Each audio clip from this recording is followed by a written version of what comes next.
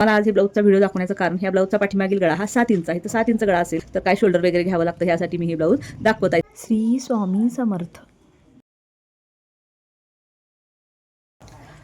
Hello, हाय, नमस्कार, श्री स्वामी समर्थ सगळ्यांना. तर तुमचं स्वागत आहे माझं चॅनेल नीता इजी शिलाईमध्ये.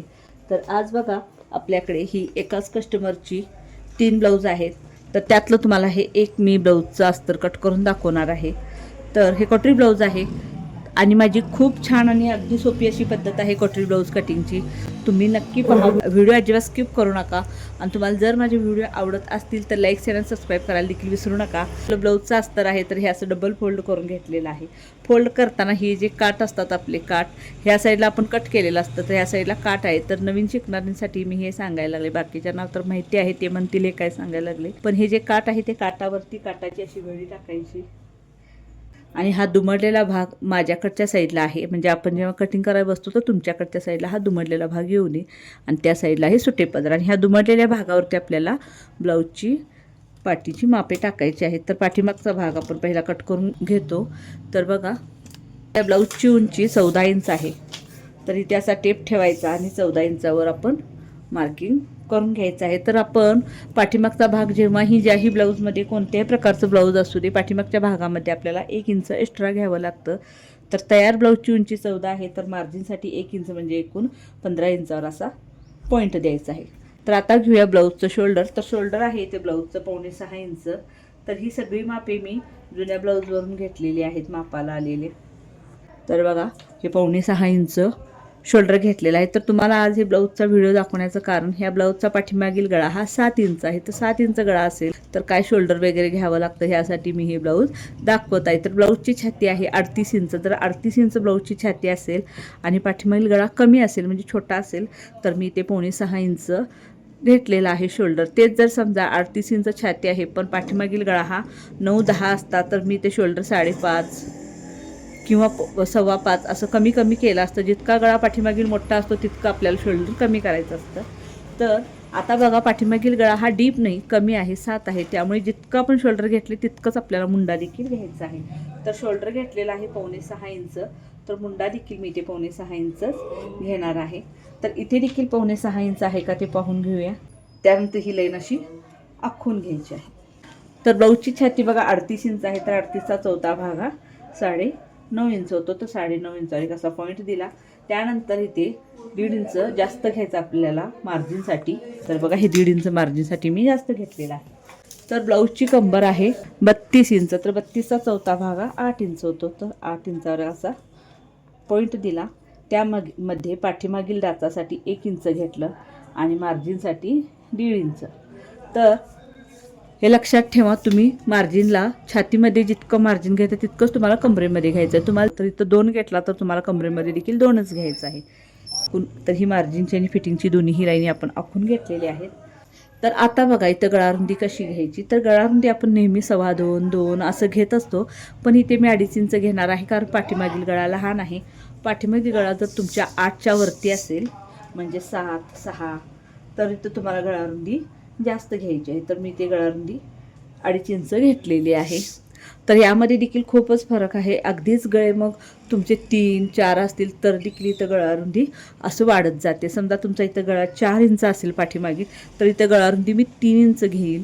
आणि समजा जर तुमचं पाठीमागील गळा 3 इंच असेल तर गळारुंदी मी ते 3.5 किंवा छातीनुसार सुद्धा काही बदल होतात. तर तुम्हाला मी पुढे व्हिडिओमध्ये असं सांगत जाईन. जशी ब्लाऊज माझ्याकडे येतील त्या पद्धतीचे तुम्हाला मी सांगत जाईल. तुम्हाला जर कोणतं वेगळ्या पद्धतीचं किंवा वेगळ्या मापाचं ब्लाऊज जर हवा असेल तर तुम्ही मला नक्की कमेंट करा. तुम्हाला त्याचं कटिंग दाखवण्याचा नक्की मी प्रयत्न करेन. तर पुढील गळा बघा या ब्लाऊजचा 5.25 इंच आहे. तर इथे 5.25 इंचावर एक पहिला पॉईंट देऊन घ्यायचा आहे. तर बघा हा 5.25 इंचाचा एक पॉईंट दिला. यामध्ये आपल्याला मार्जिनसाठी 1 इंच वाढवायचं आहे. तर हा देखील पॉईंट दिला. तर हे दोन्ही पॉईंट आपल्याला गरजेचे आहेत. तर दोन्ही पॉईंट देऊन घ्यायचं आहे.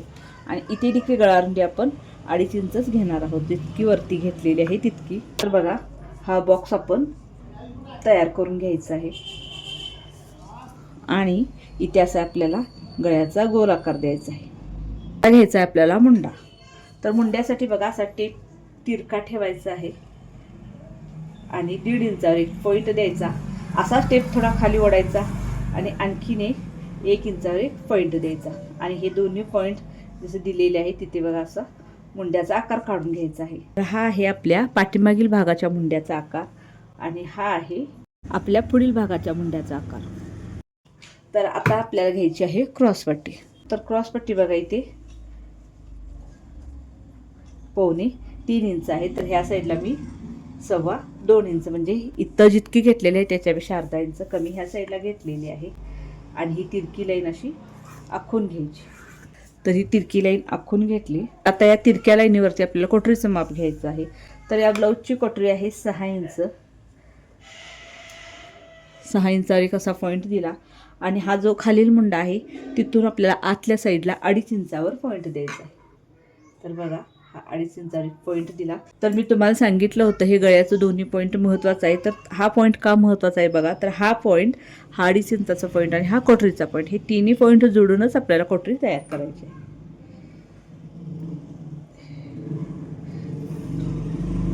तर बघा हा आपल्या कोटरीचा आकार तयार झालेला आहे. तर हे मार्किंग सुद्धा आपलं अगदी व्यवस्थित असं करून झालेलं आहे. आता याच्या भोवत्याने आपल्याला कट करायचं आहे.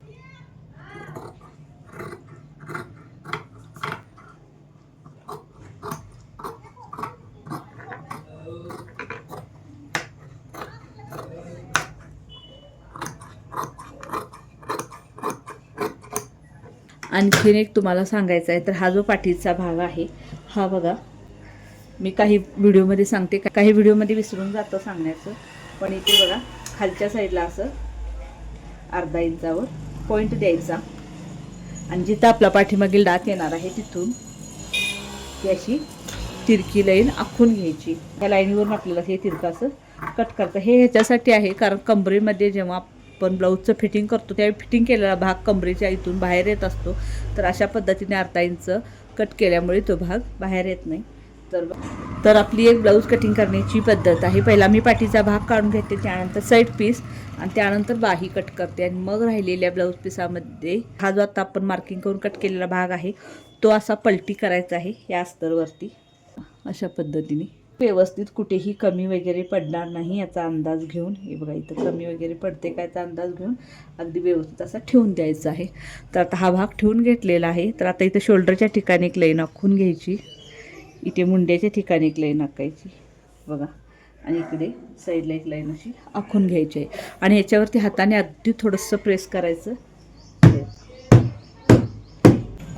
तर प्रेस केल्यानंतर बघा हा भाग जसा आहे तसा उठलेला असतो. तर आता हा फक्त कट करून घ्यायचा. यामध्ये कुठेही कमी जास्त काहीही होत नाही. कितीही अवघड ब्लाऊज असू दे ह्या पद्धतीने कटिंग केला तर कुठलाही तुमचा साईड पीस कोटरी कमी जास्त काहीही होत नाही. पहिलं जे मेन मार्किंग तुम्ही हे जे आपण फ्रंटला करून घेतले हे अगदी व्यवस्थित केला असलं तर बाकी सगळं ब्लाऊज अगदी व्यवस्थितच तुमचं येणार आहे. तर बघा आता हा साईड पीस मी कट करून घेते. तर या पाठीच्या भागामध्ये इथलं आपण अर्धा इंच तिरकं कट केलेलं होतं. तर हे पाठीचा भाग तर पुढच्या भागामध्ये पण आपलं ते जास्त होणार अर्धा इंच. तर इथं बघा हा जो साईड पीस आहे इथे आपल्याला इकडे अर्धा इंच कट करायचं आहे. तर इथे बघा असं अर्धा इंचाचं मी मार्किंग करून घेतलं आणि इथून इथं अशी तिरकी लाईन आखून घ्यायची आहे आणि ही तिरकं आपल्याला कट करून घ्यायचं. तर हा आपला झाला साईड पीस तयार. आता आपण करणार आहोत बाहीचं कटिंग. तर त्यासाठी बघा हा ऑलरेडी डब्बल आपला अस्तर आहे. तर याच्यामध्ये आणखीन एक घडी टाकून चोबल फोल्ड करून घ्यायचं आहे. तर बघा हे चोबल फोल्ड करून घेतलेलं आहे आणि ही जी फोल्डिंगची बाजू आहे यावरती आपण बाही उंचीचं माप टाकणार आहोत. तर बाही उंची आहे बघा आपली 6.25 इंच. तर मार्जिनसाठी मी 1.25 इंच एक्स्ट्रा घेणार आहे म्हणजे एकूण 7 इंचावर आपण पॉईंट दिला. ही लाईन अशी उंचीची पूर्ण आखून घ्या आणि ह्या उंचीच्या लाईनीवरती आपल्याला असा 2 इंचावर एक पॉईंट द्यायचा आहे. त्यानंतर बघा हा जो आपला मागील भाग आहे ज्याच्यावरती आपण मार्किंग केलं होतं इथून जी फिटिंगची लाईन आहे तिथून आपल्याला असं तिरकं मुंड्याचं माप घ्यायचं आहे आणि शोल्डरपर्यंत जितकं येतं ते अंतर आपल्याला घ्यायचं आहे. तर हे आलेलं आहे 8.5 इंच. तर ही 8.5 इंच आपली बाही रुंदी असणार आहे. तर मुंडाखुली इथे मी 2.25 इंच घेतलेली आहे आणि इथून इथं आपल्याला एक तिरकी लाईन आखून घ्यायची आहे म्हणजे तुम्हाला बाही कटिंग करणं अगदी सोपं जाईल. आणि इथून पुढे आपल्याला मार्जिनसाठी 1.5 इंच घ्यायचं आहे. तर ही लाईन देखील आखून घेतली. ही जी लाईन आहे ह्याच्यावरती थोडंसं अगदी थोडंसं फुगीर असं आपल्याला मार्किंग करून घ्यायचं आहे. दंडघेर बघा, दंडघेर आहे 6.25 इंच आणि मार्जिनसाठी आपण इथे देखील 1.5 इंच घेणार आहोत.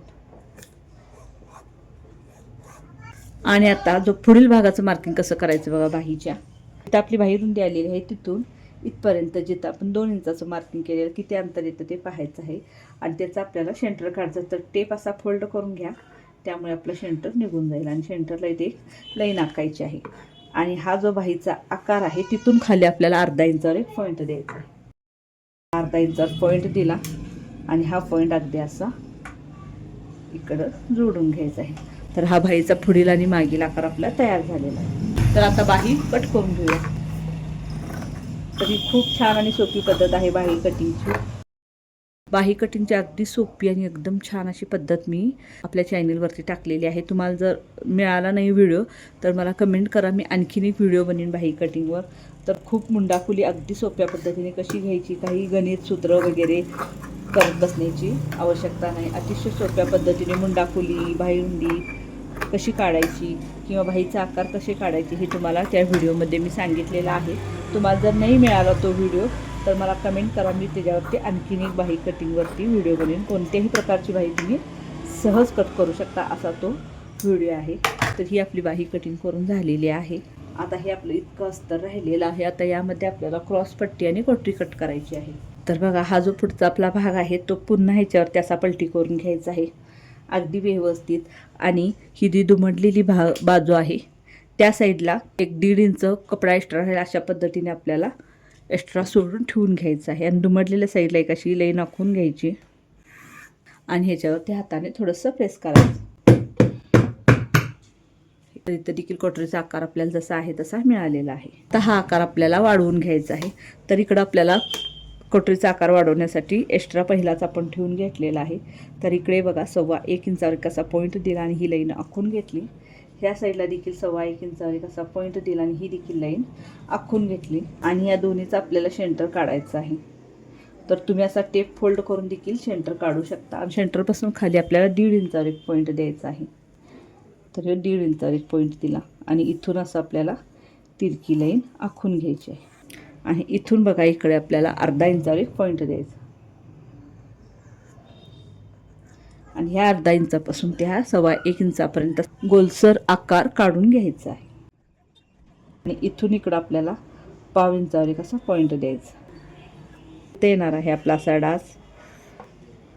तर तुमचा डास कसा आहे, किती इंचाचा आहे, तुमच्या मापाच्या ब्लाऊजवर तुम्ही ठरवू शकता. आणि मापाचं ब्लाऊज नसेल तर कसं डास घ्यायचं हे देखील माझ्या बऱ्याच व्हिडिओमध्ये सांगितलेलं आहे. तर तुम्ही माझे सगळे व्हिडिओ अगदी व्यवस्थित स्किप न करता पाहत जा, त्यामुळे तुमच्या लक्षात येईल की डास वगैरे कसे घ्यायचे असतात.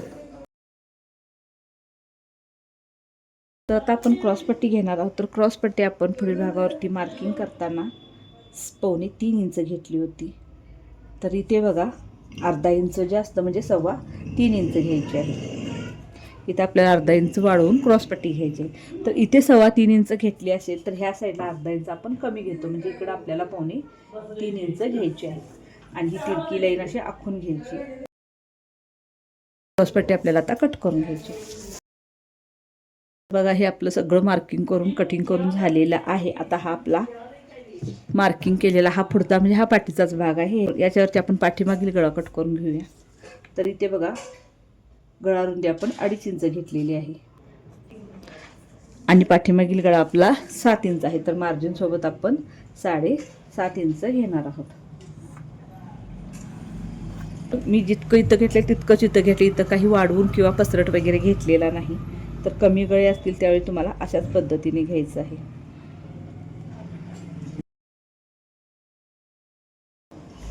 तर बघा हा आपला पाठीमागील गळा कट करून झालेला आहे.